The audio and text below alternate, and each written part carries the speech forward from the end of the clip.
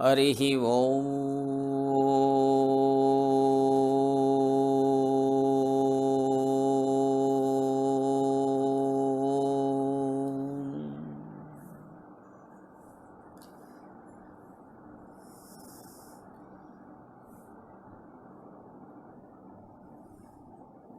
శ్రీకైవల్యపదం భుజేరుటకునై చింతించెదన్ లోకరక్షైకారంభకు భక్తపాలన కళా సంరంభకున్ దానవోద్రేకస్తంభకు కేలిలోల విలసదృగ్జాల సంభూత నానాకంజాత భవాండకుంభకు మహానందాంగనాడింభకున్ అంబనవంబుజోజ్వల కరాంబుజ శారద చంద్ర చంద్రికాడంబర చారుమూర్తి ప్రకటస్ఫటభూషణ రత్నదీప్తికా చుంభిత దిగ్విభాగ శృతిసూక్త వివిక్త నిజ ప్రభావ భవాంబర వీధి విస్తృత విహారిణీ నన్ కృపజూడు భారతీ. పలికెడిది భాగవతమట పలికించు విభుండు రామభద్రుండట నే పలికిన భవహరమగునట పలికెదవే రెండుగాథ పలుకగనేలా. భాగవతము తెలిసి పలుకుట చిత్రంబు సూలికైన దమ్మి చూలికైనా విభుద జనుల వలన విన్నంత కన్నంత తెలియవచ్చినంత తేటపరతూ. ఎక్కిరాల కులాంభోది విదుమానందరూపిణం అనంతార్యతనూజాతం కృష్ణం వందే జగద్గురుం. శ్రీకృష్ణమాచార్యమనంతపుత్రం సస్సాధుమిత్రం కరుణాద్రనేత్రం గురుం గురూణాం పితరం పితॄణాం అనన్యశేషశరణం ప్రపజ్యే. శ్రీ గురుభ్యో నమః. సభా సరస్వతికి నమస్కారం. శ్రీమదాంధ్ర భాగవతంలో అపూర్వమైనటువంటి ఘట్టాల్లో రుక్మిణీ కళ్యాణం ఒకటి. రుక్మిణీ కళ్యాణం గురించి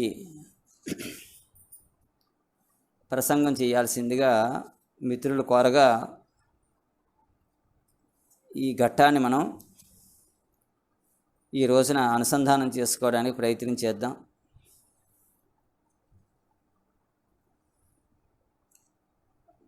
కళ్యాణం అంటేనే శుభం. ఎప్పుడు మానవుడికి జీవుడికి శుభం అంటే భగవంతుడు మనల్ని కోరి వరించినప్పుడు మనం భగవంతుణ్ణి కావాలని తప్పించినప్పుడు ఈ రెండు జరిగినప్పుడే మనకి కళ్యాణం.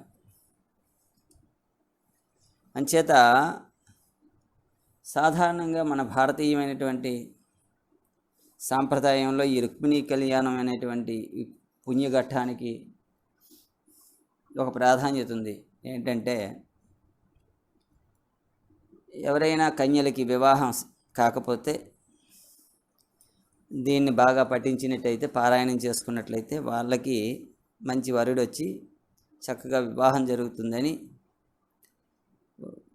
ఒక అనుభవైద్యమైనటువంటి ఒక విషయం ఇది. అయితే ఆ మాట ఎలా ఉన్నా కూడా మనందరం కూడా ఇట్లాగా అంటే జీవులందరూ కూడా ఈ కళ్యాణం జరగాల్సినటువంటి కన్యలే. కారణం ఏంటంటే మనందరం కూడా ప్రకృతి చేత ఆకృతి దాల్చినటువంటి వాళ్ళ.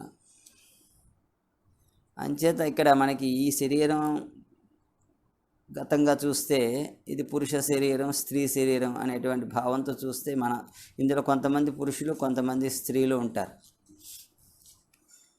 ఇలా కాకుండా జీవుడు దేవుడు అనేటువంటి భావంతో చూస్తే ఇప్పుడు ఈ జీవులందరూ కూడా ప్రకృతి చేత నిబద్ధతలు ఉన్నటువంటి వారు కనుక, వీళ్ళ శరీరములన్నీ కూడా ప్రాకృతికములు కనుక, ప్రకృతి అనేటువంటిది అమ్మవారి తత్వం కనుక,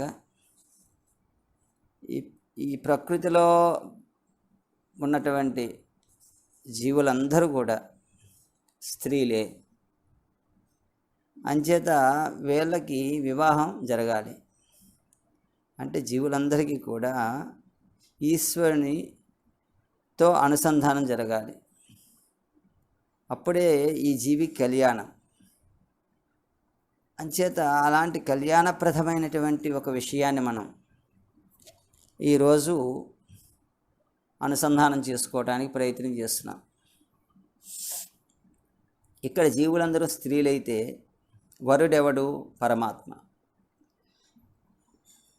మరి ఈ జీవులకి అందరూ మరి కన్యలేనా? స్త్రీలంటే ఒప్పుకుంటాం, కానీ అందరూ కన్యలేనా అంటే ఒప్పుకోలేము. జీవులందరూ కన్యలేనంటే పెళ్ళి కాని వారా, పెళ్ళైన వాళ్ళ అని ఇక్కడ ఆ అర్థం తీసుకోకూడదు.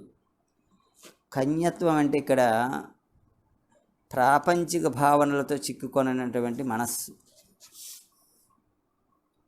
పవిత్రమైనటువంటి నిష్కలంకమైనటువంటి కన్యారాశి తత్వం ఏదైతే ఉందో అది కన్య.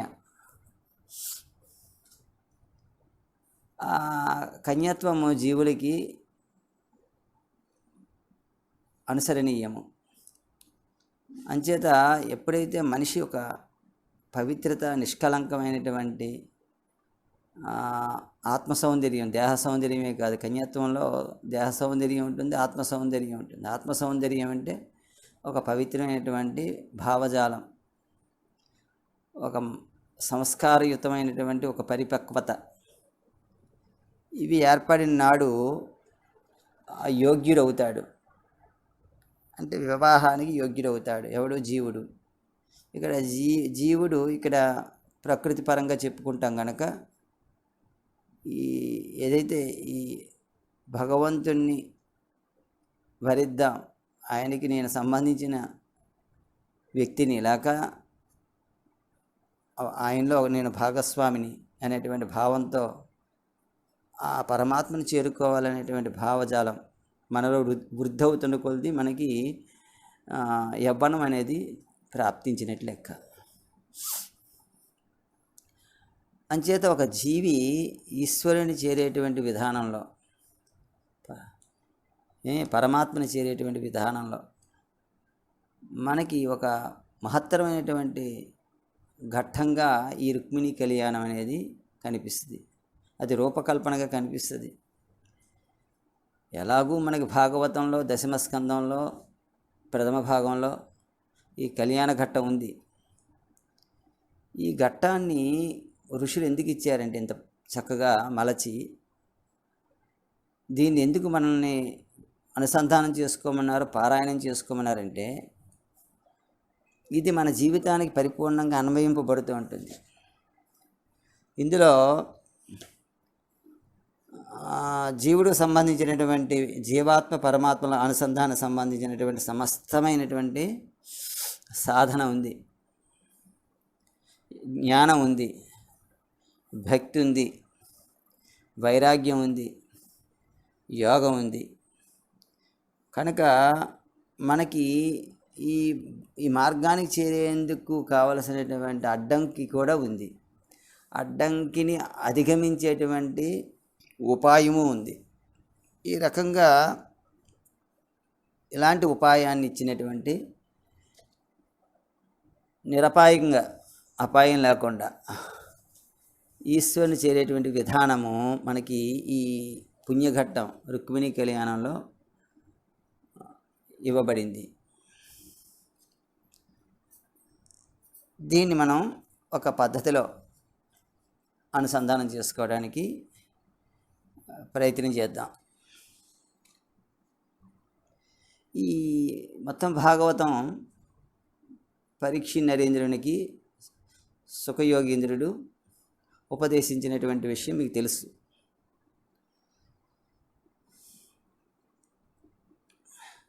అంచేత సుఖ యోగీంద్రుడు పరీక్షిత్ మహారాజుతో ఇలా అంటున్నాడు. ఏమని? ఖగనాదుండమరేంద్రు గెల్చి సుధమున్ గైకొన్న చందంబునన్ జగతీనాదుల జైత్యపక్షచరులన్ సాల్వాదులన్ గెల్చి భద్రగుడై చక్రి వరించె భీష్మకసుతన్ రాజీవగంధిన్ రమా భగవత్సంసభవన్ మహాగుణమనిన్ బాలామనిన్ రుక్మిణిన్. ఏ విధంగానైతే గరుత్మంతుడు అమరుల్ని గెలిచి అమృతాన్ని గైకున్నాడో అదేవిధంగా చేతిరాజు శిశుపాలుడు మిత్రులైనటువంటి సాల్వాదులైనటువంటి రాజులను నొడించి శుభగుడైనటువంటి శ్రీకృష్ణుడు భీష్మక రాజపుత్రియు రమాదేవి అంశతో పుట్టినది అయినటువంటి గుణవతి అయినటువంటి పుష్పగంధి అయినటువంటి బాలామణి అయినటువంటి రుక్మిణీదేవిని వరించెను అని అడిగాడు. అనగా ఇంకా చెప్తున్నాడు, కళ్యాణాత్మకమైన విష్ణు కదలాకన్నింపుచున్ ముక్తవై కల్యుండెవ్వడు తృప్తుడౌనని అవి వినంగా గ్రొత్తలౌచుండు సాకల్యం బేర్పడ భూసురోత్తమా ఎరుంగం పల్కవే రుక్మిణీ కళ్యాణం భువినంగ నాకు మదిలో గౌతూహలం బయ్యడిన్.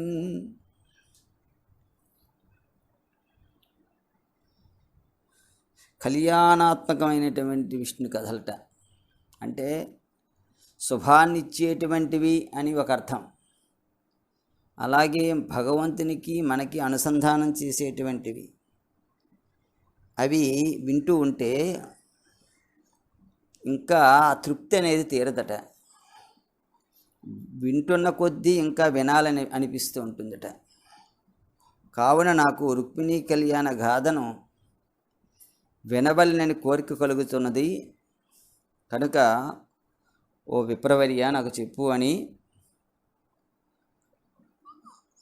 సుఖయోగీంద్రుడిని ఆ రాజు కోరేట.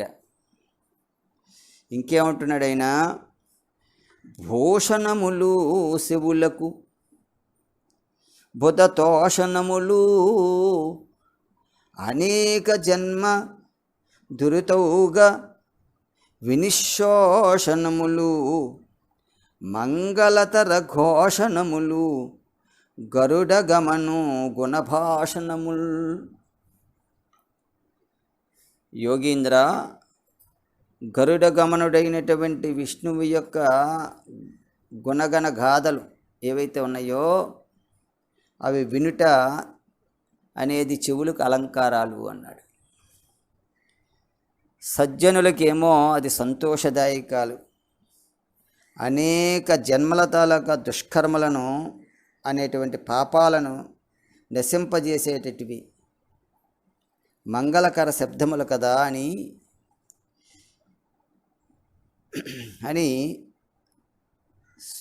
అనేటువంటి ఆ రాజుతో అలా ఆ రాజు పలకగా శుకుడు ఈ రకంగా చెప్తున్నట్ట.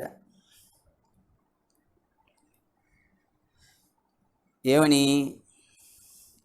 వినుము, విదర్భదేశమున వీరుడు కుండిన భర్త భీష్మకుండనునొక దొడ్డ రాజు గలడు, ఆతనికేవురు పుత్రులు, అగ్రజుండనగుడు రుక్మిణాపరగు, అందరకున్ గడగొట్టు చిల్లిలై మనుజవరేణ్య, పుట్టెనొక మానిని రుక్మిణి నా ప్రసిద్ధయై.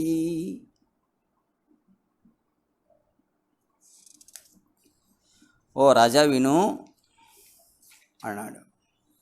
విదర్భ దేశమున కుండినపురం అనేటువంటి పురం ఉంది. దానికి ప్రభువుగా భీష్ముడు అనేటువంటి ఒక రాజు పరిపాలన చేస్తూ ఉన్నాడు. ఆయనకి 5 పుత్రులు. అందులో పెద్దవాడు రుక్మి.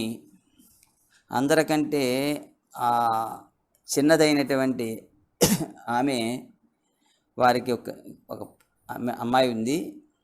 ఆమె పేరు రుక్మిణి. ఆమె బాలేందురేఖ దోచిన లాలితయగు నపర దిక్కులాగున ధరణీపాలుని గేహము మెరసెను, బాలిక జన్మించి ఎదుగా భాసురమగుచున్. ఆమెమో బాలచంద్రరేఖ వలె ఆ రాజు ఎంట వెలసి దినదిన ప్రవర్ధమానమై మెరయిచూ ఉందట. అలాగ ఎదిగి పెద్దదయిందట అమ్మాయి. ఎలా ఆ ప్రవర్ధమానం అవుతున్నటువంటి అమ్మాయి తనకు చేష్టలు ఎలా ఉన్నాయో వర్ణిస్తున్నాడు. పేర్బేర బొమ్మల పెండ్లిండ్లు సేయుచు, నబలలతోడ వియ్యంబులందు, గుజ్జన గోళ్ళను గొమరప్ప వండించి చెలులకు బెట్టించు జలువ మెరయా, రమణీయ మందిరారామదేశంబుల బువ్వు దీగలకును బ్రోదిసేయు, సదముల మణిమయ సౌద భాగంబుల లీలతో భర్మ డోలికల నూగు, బాలికలతోడ జలరేగి బంతులాడు, సారికాకీర పంక్తికి చదువు చెప్పు, బరిహి సంఘంబులకు మురిపములు గరుపు,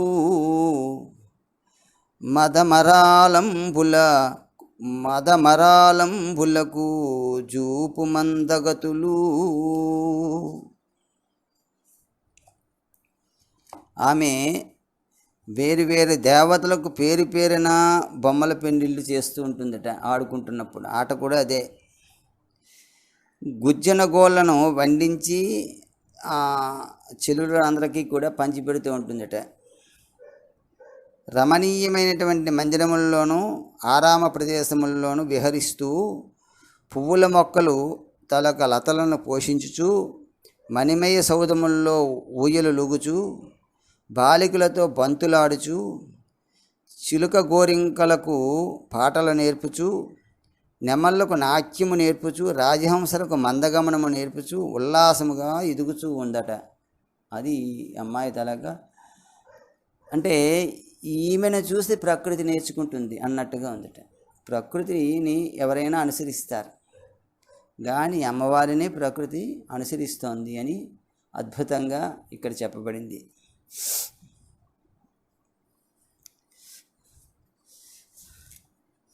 దేవకీ సుతుకోర్కె తీగలు వీడంగా, వెలదికి మైదీగె బీడ దొడగే. దేవకీ నందనుడైనటువంటి శ్రీకృష్ణుని యొక్క కోరికలనే తీగలు పెరుగుతూ ఉంటే, ఇక్కడ రుక్మిణీ కన్య యొక్క శరీరం మెరుపు తీగ వలె పెరగసాగాను అన్నాడు. అంటే అక్కడ అంటే సైమల్టేనియస్గా అక్కడ కృష్ణుడికి ఇక్కడ రుక్మిణికి కలిపి ఈ పద్యం చాలా సమన్వయం చేస్తూ అక్కడ ఆయన ఎట్లా ఏం జరుగుతుంది ఆయనకి, ఇక్కడ ఈమెకి ఏం జరుగుతుంది అనేటువంటి విషయం. దేవకీ సుతు కోర్కె తీగలు వీడంగా, దేవకీ సుతుడు అయినటువంటి పరమాత్మకి ఆయనకి కోరిక పుడుతుందట. అంటే ఆయనకి వయసు వస్తుంది అక్కడ. ఆ వయస్సుకు తగ్గట్టుగా, అంటే ఆయన భావాలకు తగ్గట్టుగా వెలదిగి మైదీకి బీడెదొడగే. ఈమె తాలూకా రుక్మిణీ కన్య యొక్క శరీరమట మెరుపు తీగల పెరగసాగిందట. కమలనాభుని చిత్త కమలము వికసింప కాంతి నింతికి ముఖ కమలమొప్పే.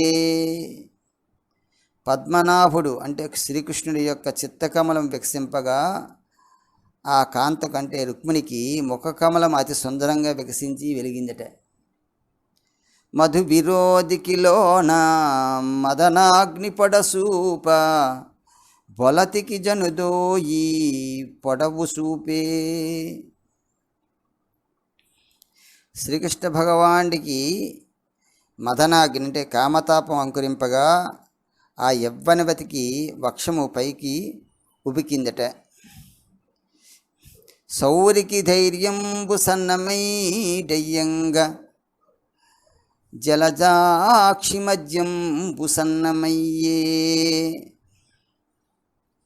శ్రీకృష్ణుడు ఇంకా నాకు ఆ రుక్మిణిపై ఆయనకి తెలిసింది కదా, రుక్మిణి తనకు లభించుతుందో లేదో అనేటువంటి ఒక ధైర్యం సన్నగిల్లుతూ ఉందట. అంచేత కృష్ణుడు ధైర్యం అక్కడ సన్నగిల్లుతూ ఉండగా, కృషిస్తూ ఉండగా ఈ రుక్మిణీ సుందరి యొక్క నడుం కూడా ఇక్కడ సన్నబడిందట. అంటే వయసు పెరుగుతున్న కొలది వచ్చేటువంటి మార్పులు అన్నీ కూడా చక్కగా ఇక్కడ చెప్తున్నాడు. హరికి ప్రేమ బంధమధికంబుగా కేశబంధమధిక మగుచు బాలకమరే. శ్రీకృష్ణుడికి ప్రేమబంధం అధికమవుతుంటే రుక్మిణీ కన్యకట కేశపాస బంధం పెరిగి అందంగా విరిందట. పద్మనయన వలన భ్రమదంబు నిండారా నెలత యవనంభూ నిండియుండే. శ్రీకృష్ణు యొక్క రూప శౌర్య భావాలన్నీ కూడా సంతోషం పూర్తి అయినట్లు సుందరి యొక్క యవ్వనము కూడా పరిపూర్ణత్వం పొందిందట. అది అంటే కృష్ణుడు రూపం ఆయన తలక శౌర్యభావాలు ఇవన్నీ కూడా బాగా నిండుదనంగా అక్కడ కనిపించేయట. అదే రకంగా ఈమె సుందరత్వాన్ని పొందిందట రుక్మిణీదేవి. ఈ విధంగా అటు ఇటు అంటే ఇటువైపు ఈ సృష్టిలో ఎంత ప్రయత్నం అయితే ఉంటుందో అటు నుంచి అంత అనుగ్రహం కూడా ఉంటుంది ఈశ్వరి. నీలో ఏ ఏ గుణాలైతే వికసిస్తూ వస్తూ ఉంటాయో అదే రకంగా అట్నుంచి కూడా ఆ రకంగా స్వామి యొక్క అనుగ్రహం కూడా వర్షిస్తూ వస్తుంది. పోనీ మరోలా చెప్పుకుందాం అనుకుంటే ఆయన తల కాంతి మన మీద ఎంతగా ప్రసరిస్తూ ఉంటుందో మొగ్గగా ఉన్నటువంటి మన స్థితి అంతగా వికసిస్తూ ఉంటుంది. అంచేత ఈ మానవ ప్రయత్నము దైవానుగ్రహము ఈ రెండు కూడా బొమ్మ బొరుసులు లాంటివి అని. అలాగే ఈ అమ్మాయి ఎదుగుతుంది, ఆ స్వామి దిగి వస్తున్నాడు. ఇద్దరికీ కూడా ఒకరి యందు ఒకరికి ఉండేటువంటి అనురక్తి ఎప్పుడూ కూడా దేవుడు జీవుని ఏదో రకంగా దూరం చేసుకోవాలని ప్రయత్నించలేవు. ఎప్పుడైనా వీడికి మనసు పుడుతుంది కదా, వీడు నా వైపు చూస్తే నేను 10 అడుగులు వేస్తాను, వాడి వైపు చూస్తాను అనేటువంటి ఒకరి యందు ఒకరికి ఆ రకమైనటువంటి అవినాభావ సంబంధం ఉంది. అదే ఇక్కడ మనకి ఈ రూపంగా చెప్పబడుతోంది అన్నమాట.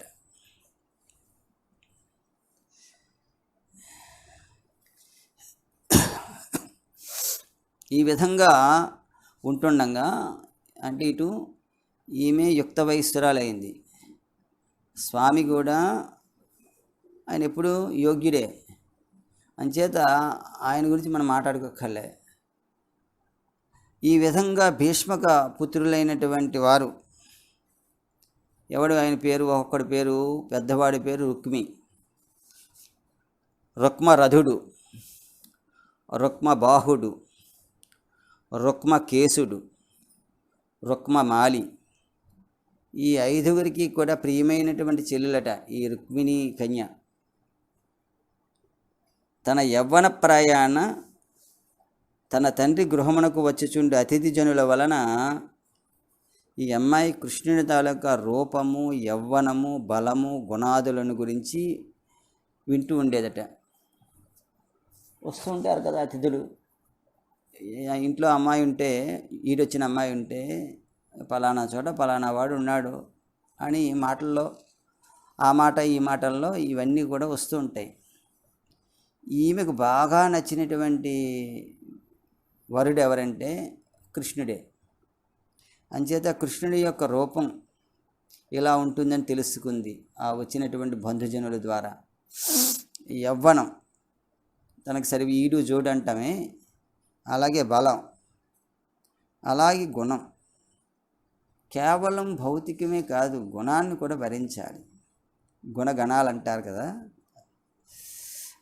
అవన్నీ కూడా వినటం వల్ల ఇక ఆమె ఒక నిర్ణయానికి వచ్చేసింది, నాకు ఈ కృష్ణుడే భర్త. మరి అక్కడ ద్వారకలో కూడా ఇలాగే ఉంది వ్యవహారం. అక్కడ ద్వారకలో కృష్ణుడు రుక్మిణి యొక్క రూపాన్ని అయిన విన్నాడు. ఆమె తాలూకా రూపం ఒక్కటే కాదు, రూపం స్వామికి పెద్ద ఆకర్షించేది కాదని అనలేం, కానీ రూపం చాలా గొప్పది, సౌందర్యం అనేది చాలా గొప్పది. అందుకోసమే ఆ షోడశకళ పూర్ణుడైనటువంటి కృష్ణుడు అంటే అందరూ ఇష్టపడతారు, ఆ రూపం కూడా. అందుకోసమే అమ్మ తాలూకా రూపం లక్ష్మి కదా, సౌందర్యమే, ఆవిడ సౌందర్య దేవత. అంచేత రుక్మిణి యొక్క రూపం గురించి విన్నాడాయన. ఆమె తాలూకా బుద్ధిని గురించి తెలుసుకున్నాడు. ఆమె తాలూకా శీలం, లక్షణాలు, గుణాలు, వీటన్నిటిని విని వీటి గురించి ఆలోచన చేస్తూ ఆ రత్నమే తనకు తగిన ఇల్లాలని అతడు భావించి ఆమెనే పొందాలని నిశ్చయం చేసుకున్నట్ట. ఇంకా ఈ బంధువులు ఉంటారు కదా, అంటే వీళ్ళు కూడా అటు ఇటు మాట్లాడుకుంటూ ఉంటారు కదా, వాళ్ళేమంటారట, బంధువులెల్ల కృష్ణునకు బాలిక నిత్యదమంచు సేముషీ సింధువులై విచారములు సేయగా వారల నడ్డపెట్టి దుస్సంధుడు రుక్మి కృష్ణునెడ జాల విరోధము చేసి మత్త పుష్పంధయ వేని నిత్తు శిశుపాలున కంచు దళంచె నందుడై.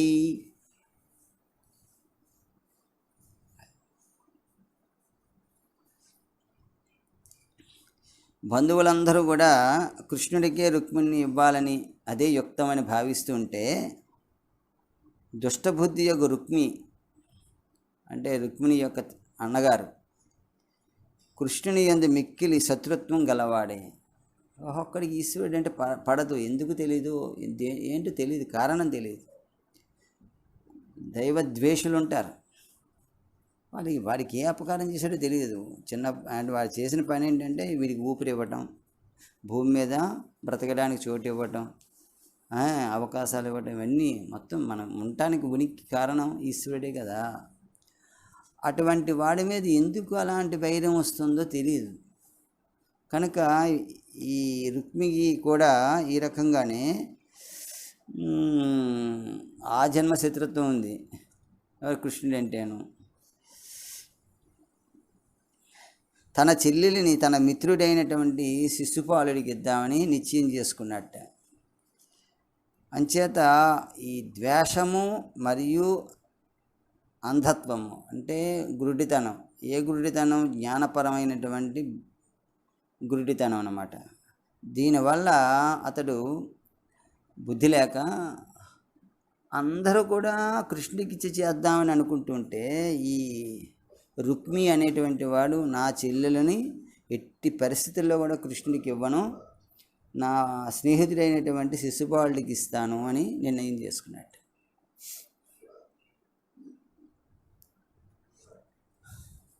అన్న తలంపుదా నెరిగి ఎన్నవనీర జగందిలోన నా పన్నతనుంది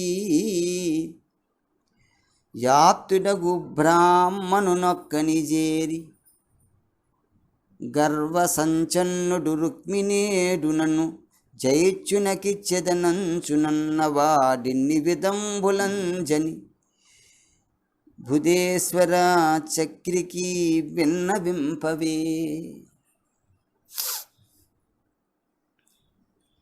అన్న యొక్క ఈ మూఢమైనటువంటి పట్టుదలను తెలుసుకొని రుక్మిణీ కన్య తనలో మిక్కిలి భీతి చెందిందట. విశ్వాసపాత్రుడు ఆప్తుడైనటువంటి ఒక బ్రాహ్మణుణ్ణి పిలిచింది. బ్రాహ్మణోత్తమ, గర్వంతో నిండి ఉన్నటువంటి మా అన్న రుక్మి తన మిత్రుడైనటువంటి శిశుపాలునికి ఇచ్చి నన్ను వివాహం ఇచ్చేదనని అంటూ ఉన్నాడు నన్ను. కనుక ఓ బుధశ్రేష్ఠ, నీవు ఎట్లయినా కూడా ద్వారకకు పోయి శ్రీకృష్ణునికి నా మాటగా ఈ విషయాన్ని విన్నవింపు అని వేడుకుందట. ఇక తండ్రి విషయం అన్నవాడు మధ్యలో వీళ్ళ నాన్న ఉన్నాడే, ఆయన ఏదైనా చేయొచ్చు కదా అంటే, అయ్యా కొడుకు విచారము లయ్యయు వారింపజాలడటు కాకుండన్ నెయ్య మెరింగించి చీరము చెయ్యనా నిజ సేవకానుసారిన్ సౌరిన్. అయ్యా, నా తండ్రి కొడుకు యొక్క ఆలోచనలు కాదని అడ్డుకొనలేడు. ఒక్క తండ్రి ఉంటాడు, వాళ్ళ కొడుకు తాలూకు చేష్టలని వాడేమీ అడ్డుకోలేడు. వాడు ఎప్పటికే వీడిని దాటేస్తాడు. వాడు అట్లాంటి దాటేసిన కొడుకు ఎవడు? ఈ రుక్మి. మా అన్న తలచినట్లు జరగకుండా భక్తరక్షకుడైన ఆ కృష్ణుని వెంటనే రావాల్సిందిగా చెప్పు అని ఈ రుక్మిణి ఆ బ్రాహ్మణుని ప్రార్థించిందట. ఇంకా కొన్ని రహస్య వచనాలు చెప్పిందట చెప్పమని. బ్రాహ్మణుడు ద్వారకా నగరానికి వెళ్ళాడు. ద్వారపాలకుల ద్వారా తన రాకని ఆ గిరిధారి అయినటువంటి కృష్ణుడికి తెలిపాడు. లోనికి ప్రవేశించాడు. బంగారు సింహాసనం మీద కూర్చున్నటువంటి ఆ పురుషోత్తముడైనటువంటి కృష్ణుని చూశాడు. బ్రాహ్మణుడు కదా, బ్రాహ్మణుడు చెయ్యెత్తి ఆ కృష్ణుణ్ణి ఇలా ఆశీర్వదించాడు. ఏమని? నువ్వు పెండ్లి కొడుకు కమ్ము అని ఆశీర్వదించాడు. అంతటా ముసిముసి నవ్వులు నవ్వుతూ శ్రీహరి ఏం చేశాట, తన ఆసనం నుండి దిగి బ్రాహ్మణునికేమో ఉచితాసనం, తగిన ఆసనాన్ని ఇచ్చి కూర్చుండబెట్టి తనకు దేవతలు చేయి విధముగా, ఆయన పరమాత్మ కదా, ఆయనకి దేవతలు ఏ విధంగా అయితే చేస్తారో ఆ భూసురోత్తముడికి పూజలు చేసేట, ప్రశస్తమైనటువంటి భోజనం పెట్టించేట, అతని పాదాలు నిమురుతూ ఇలా అన్నట్ట. ఏమని? ఎవ్వని దేశమందునికి ఎవ్వనిచే గుశలంబుగల్గు మీకెవ్వని రాజ్యమందు ప్రజలల్ల సుఖింతురువాడు మత్ప్రియుండు ఇవ్వనరాశి దుర్గమునకిట్లడు దించితివయ్యా నీవు లేనవ్వులుగావు నీ తలపునుంగల మేలొనరింతు ధీమని అన్నాడు.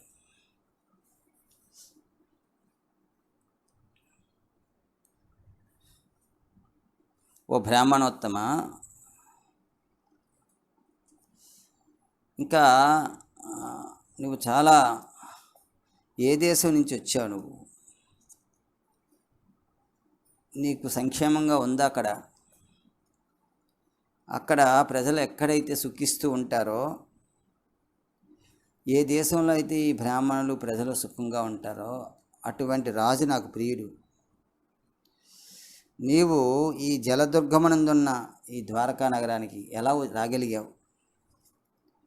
నేను నిన్ను పరిహసించటం లేదు. నీ మనసులో ఏ కోరిక ఉంటే చెప్పు, నేను తీరుస్తాను అన్నాడు.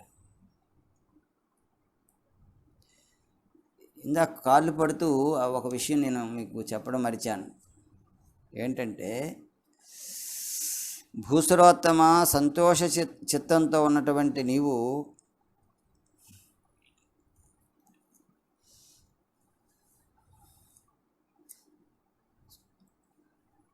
ఎవడైతే అటువంటి బ్రాహ్మణుడికి, సంతోష చిత్తంతో ఉన్నటువంటి బ్రాహ్మణుడికి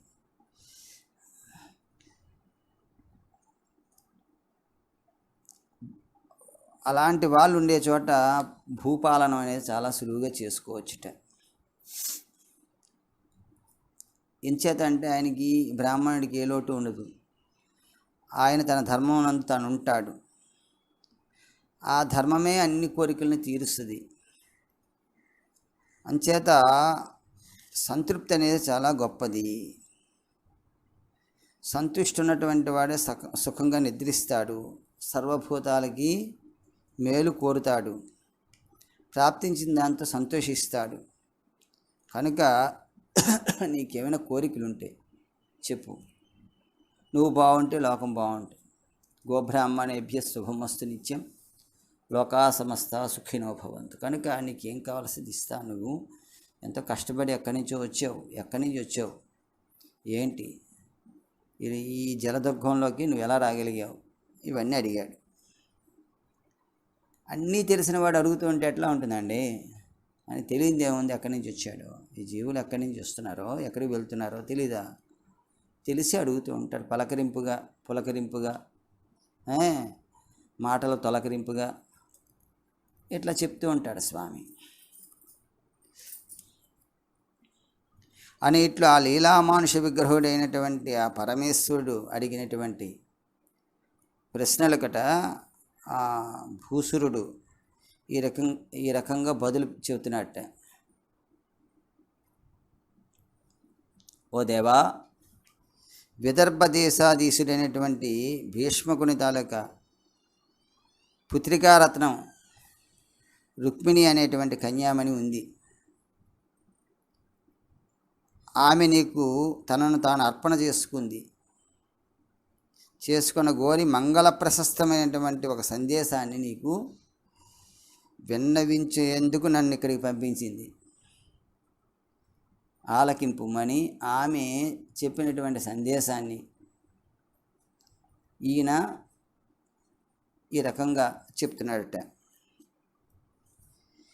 ఏ నీ గుణములు కన్నీంద్రియములు సోక దేహతాపంపులు తీరిపోవు, నేనీ శుభాకారమీక్షింపకన్నులా కలితార్థలాభంపు కలుగుచుండు. ఏ నీ చరణ సేవ లేపొద్దు చేసినా భువనోన్నతత్వంబు బొందగలుగు. ఏ నీలసన్నామమే పృద్ధు భక్తితో దడవిన్న బంధ సంతతులు వాయు. నట్టినీ ఎందు నా చిత్త మనవరతము నచ్చియున్నది నీయాన నానలేదు. కరుణ జూడు ముఖం సారీ కలవిదారీ శ్రీయుతాకార మననీ చిత్తచోరా. ఓ కంసాంతక, ఎట్టి నీ గుణములు చెవులకు సోకగానే శరీర తాపాలన్నీ తీరిపోతావో, ఏ మంగళకరమైనటువంటి నీ శుభాకారాన్ని చూడగానే కన్నులకు సకల ఫలాలు సిద్ధిస్తాయో, ఏ నీ చరణ సేవ చేసినంతనే ఉత్తమ లోకములు ప్రాప్తమవుతాయో, ఏ నీ దివ్యనామము భక్తితో స్మరించితే బంధములన్నీ వీడిపోతాయో, అట్టి నీ యందు నా చిత్తం ఎల్లప్పుడూ నిలిచి ఉన్నది. ఇది నీ సాక్షిగా నిక్కము సుమా. ఓ మానిని మానసచోరా, శ్రీయుతాకారా, నాపై కరుణ చూపవా అంది. ధన్యున్లోకమనోభిరాము కుల విద్యారూపతారుణ్య సౌజన్య శ్రీ బలదాన శౌర్య కరుణా సంశోభితున్ నిన్ను నే కన్యల్ గోరరు కొరదేమును రమాకాంతాలలామంబు రాజన్యానేక పసింహ నా వలననే జన్మించనే మోహముల్. ఓ రాజసింహమా, ధన్యుడువు నువ్వు, లోక మనోభిరాముడువు. అన్ని రకాలుగా నువ్వు యోగ్యుడివి. ఎలా అంటే వంశం చేత, విద్య చేత, రూపం చేత, యవ్వనం చేత, సౌజన్యం చేత, సంపద చేత, బలము చేత, దానము చేత, శౌర్యము చేత, కరుణ చేత నువ్వు సంశోభితుడువు. అటువంటి నిన్ను ఏ కన్యలు మాత్రము వరింపకుండా ఉండగలరు. అదేంటి, నువ్వు బొత్తిగా సిగ్గు లేకుండా ఓ స్త్రీవై ఉండి నిన్నే నేను వరిస్తున్నానని కౌరంపుతావా నువ్వు అనుకోవచ్చు. కానీ ఇటువంటి గుణాలు ఉన్నటువంటి వాడిని నేనే కాదు, ఏ కన్య వరింపదు. ఏ కన్య అయినా వరింపదగిన గుణాలు ఉన్నటువంటి వాడు. అంటే ఇక్కడ స్వామి యొక్క దివ్యమైనటువంటి మంగళకరమైనటువంటి గుణాలు ఏవైతే ఉన్నాయో అవన్నీ కూడా ప్రతి జీవుడు వరింపదగినవే. అలా మనం చెప్పుకోవచ్చు. ఆనాడు ఆ లక్ష్మియే నిన్ను వరించలేదా? అనపగామిని అయినటువంటి, ఎప్పుడు నిన్ను వేడకుండా ఉండేటువంటి శ్రీ మహాలక్ష్మి ఈ గుణాలన్నీ నీలో ఉండబట్టే కదా నిన్ను అలాగా వరించుంది కదా. మరి నేనొక్కతనే నిన్ను ప్రేమించితనా ఏమి? కనుక నా కోరికను మన్నింపు స్వామి అని ప్రార్థన చేసిందట. శ్రీయుతమూర్తి యో పురుష సింహమా, సింహము పాలి సొమ్ము గోమాయువు గోరు చందమున మత్తుడు చైద్యుడు నీ పదాంబుజధ్యాయని అయిన నన్ను వడిదాగుని పోయెదనంచు నున్నవాడా యథమాధముండిరుగా అద్భుతమైన భవత్ప్రతాపముల్. ఓ పురుషసింహమా, లక్ష్మీనాథ, సింహం తినబోవు యోగ్యమైనటువంటి ఆహారాన్ని నక్క తినడానికి ఆశించినట్టు అహంకారి అయినటువంటి ఆ చేజ్యుడు, ఆ శిశుపాలుడు ఉన్నాడే, వాడు నీ పాదాలకి అంకితమైనటువంటి నిన్నే సదా ధ్యానిస్తుండేటువంటి నన్ను శీఘ్రముగా తీసుకుపోవడానికి సిద్ధంగా ఉన్నాడు. ఆ శిశుపాలుడు నక్కలాంటి వాడు, నువ్వు సింహం లాంటి వాడివి. నువ్వు గైకొని భోగ్యమైనటువంటి నన్ను వాడు నక్కలా ఎత్తుకుపోవడానికి సిద్ధంగా ఉన్నాడు సుమా. నీ ప్రతాపం ఎట్టిదో ఆ అధముడు ఎరుగుడు కదా. తెలుసుంటే ఎట్లాగా నువ్వు ఒకడు ఉన్నావని తెలిసాక, నీ మీద నాకు మనసు ఉన్నదని తెలిసాక వాడు వచ్చి ఉండేవాడు కాదు. కానీ వాడు ఇలా అడ్డగా వస్తున్నాడు, నన్ను పట్టుకు వెళ్ళిపోతాడేమో. కనుక నా ప్రార్థన నువ్వు మన్నించి నన్ను గైకొను అని అమ్మవారు ప్రార్థన చేస్తోంది. వ్రతముల్ దేవ గురుద్విజన్మ బుధ సేవల్ దాన ధర్మాధులన్ గత జన్మంబులనీశ్వరున్ హరి జగత్ కళ్యాణుగాంక్షించి చేసితినే నిన్ వసుదేవనందనుడు నా చిత్తేశుడౌగాక నిర్జితులైపోదురుగాక సంగరములలో జేదీసు ముక్షాథముల్.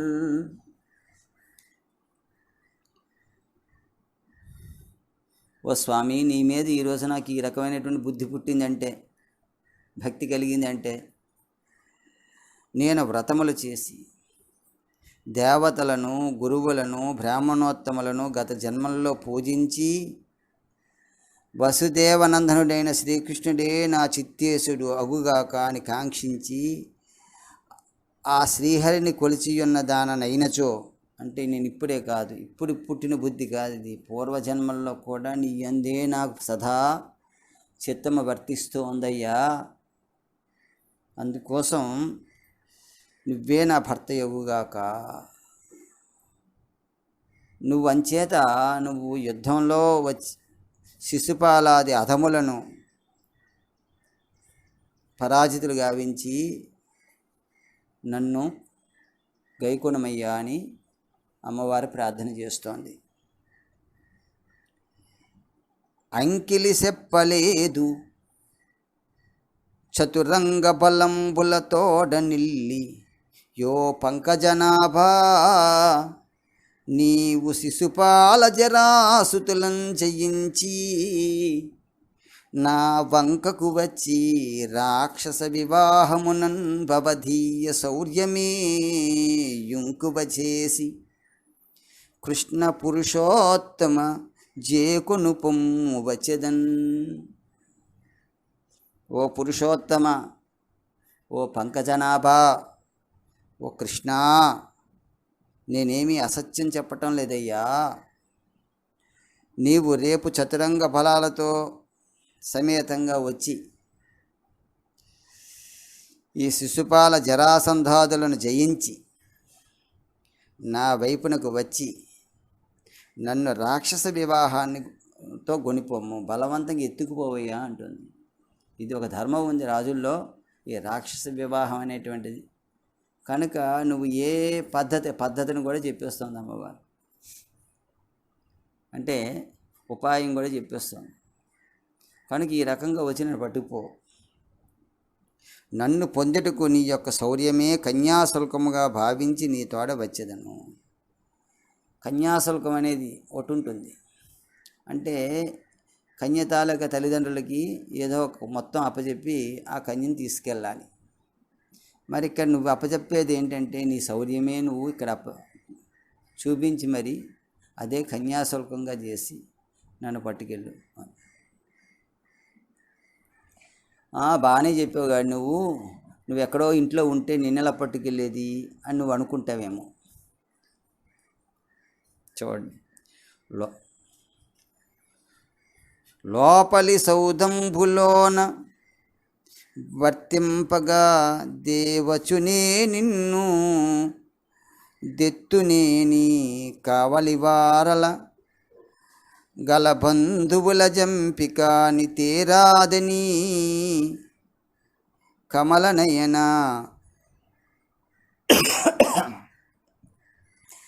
భావించితే నిను పాయంబు చెప్పెదనాలింపు కులదేవయాత్ర చేసి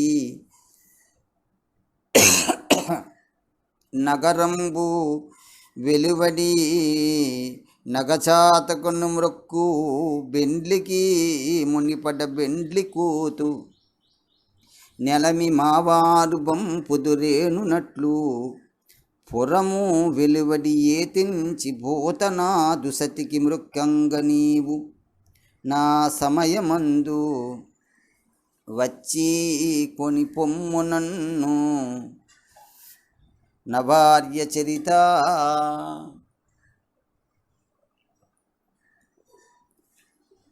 ఓ ఉత్తమ చరిత, అంతఃపురంలో మసలుచుండేటువంటి నన్ను కొనిపోవటకు అక్కడ ఉన్నటువంటి కావలి వారు ఉంటారే, అలాగే బంధుజనులు ఉంటారే, మరి వాళ్ళందరినీ చంపేసి నేను పట్టుకోవాలా అంటే మీ వాళ్ళందరూ పోతారు నేను వచ్చానంటే అని నువ్వు అనొచ్చు.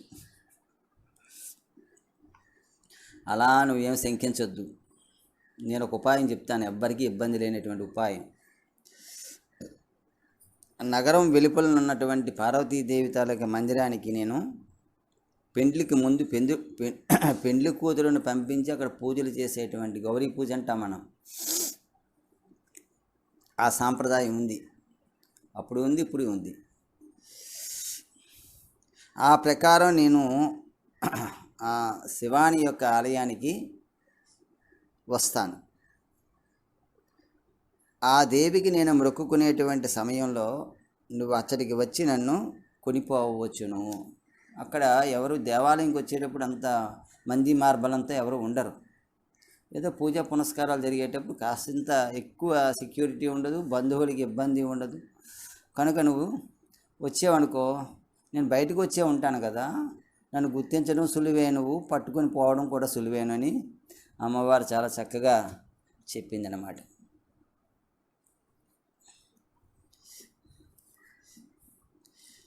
ఘనులాత్మీయ తమో నివృత్తి కొరకై గౌరీసు మర్యాదనెవ్వని పాదాంభుజ తోయమందు మునగన్ వాంఛింతురే నట్టి నీ యనుకంపన్ విలసింపనే నివ్రత చర్యల్ నూరు జన్మంభులన్ నిన్ను జింతించుచు ప్రాణముల్ విడిచెదన్ నిక్కంభు ప్రాణేశ్వరా.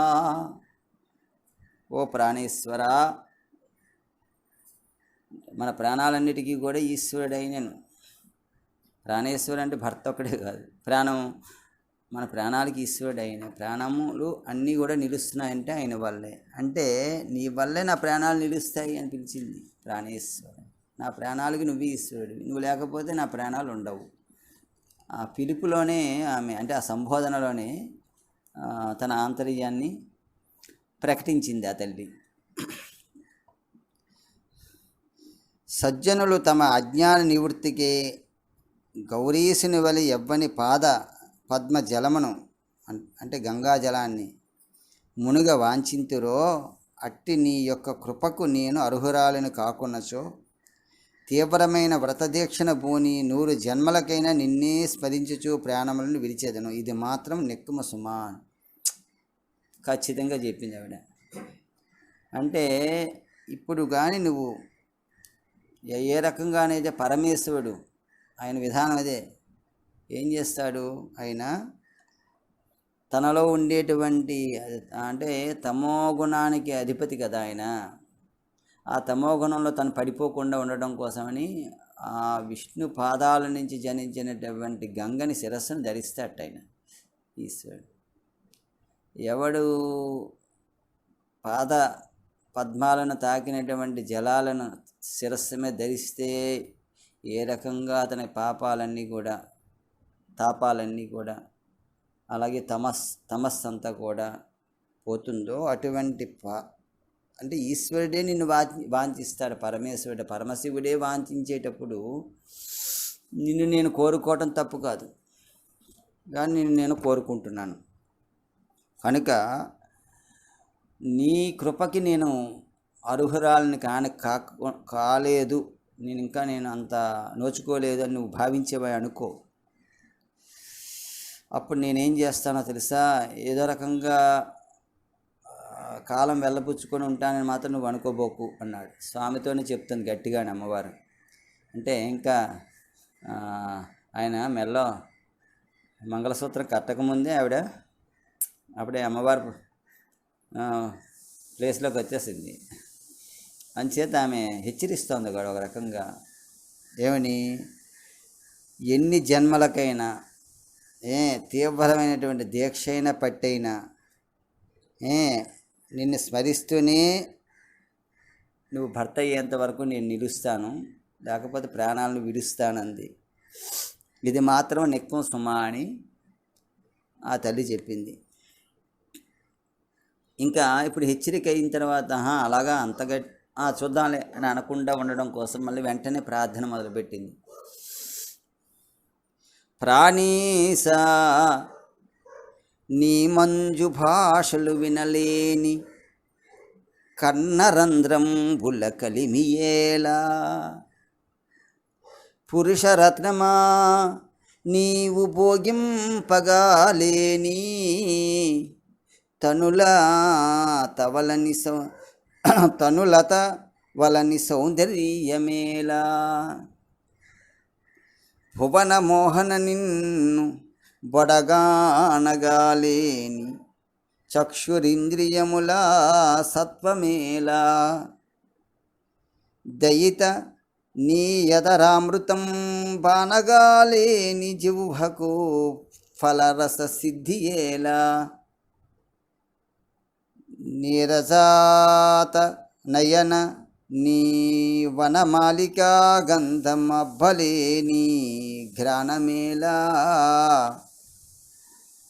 ధన్యచరిత నీకు దాస్యంబు సేయని జన్మమేలయన్ని జన్మములకు. మనిషికి ఉండేటువంటి జ్ఞానేంద్రియముల యొక్క తన్మాత్రలు ఏవైతే శబ్ద స్పర్శ రూప రస గంధాదులు ఉన్నాయో ఇవన్నీ కూడా ఈశ్వరునికి అర్పించకుండా ఉంటే వాటి తాలూకా ఉనికికి అర్థం లేదు అని ఈ పద్యంలో చెప్తోంది తల్లి. ఓ ప్రాణేశ్వర, నీ యొక్క మృదు మధుర భాషణలు వినలేనటువంటి చెవులుండి ఎందుకు? నీ అనుభవం లేకుండా సుకుమార కోమల శరీరం యొక్క సౌందర్యం ఎందుకు? ఓ భువనమోహన, నిన్ను సందర్శింపగా లేని కన్నులుండి ఏమి ప్రయోజనం? దేవా, నీ అధర సుధారసము ఆస్వాదించలేనటువంటి నాలుక ఏల? కమలాక్ష, నీవు ధరించి వనమాల యొక్క సుగంధము ఆఘ్రానింపలేని నాసికి ఎందుకు? ధన్యచరిత, నీకు సేవ చెయ్యలేని జన్మము ఎన్ని జన్మలెత్తినను వృధాయే కదా అని ఇట్లు రుక్మిణీ కన్య చెప్పిన సందేశం విన్నవించి ఆమె యొక్క అసమాన రూప సౌందర్యాది విశేషణాలని వర్ణించి చెప్పాట ఈ వచ్చినటువంటి బ్రాహ్మణోత్తముడు. ఏమని వర్ణించాడో ఇంకా చెబుతూ దానికి ఏ రకంగా స్వామి స్పందించాడు, ఆ రుక్మిణిని ఏ రకంగా చేపట్టాడు అనేటువంటి విషయం మనం తరువాత ప్రసంగంలో చెప్పుకోవడానికి ప్రయత్నించేద్దాం. స్వస్తి ప్రజాభ్య పరిపాలయంత న్యాయేన మార్గేణ మహిమహీసాః గోబ్రాహ్మణేభ్య శుభమస్తు నిత్యం. లోకా సమస్తా సుఖినో భవంతు. లోకా సమస్తా సుఖినో భవంతు. లోకా సమస్తా సుఖినో భవంతు. లోకా సమస్తా సుఖినో భవంతు. ఓం శాంతి శాంతి శాంతి.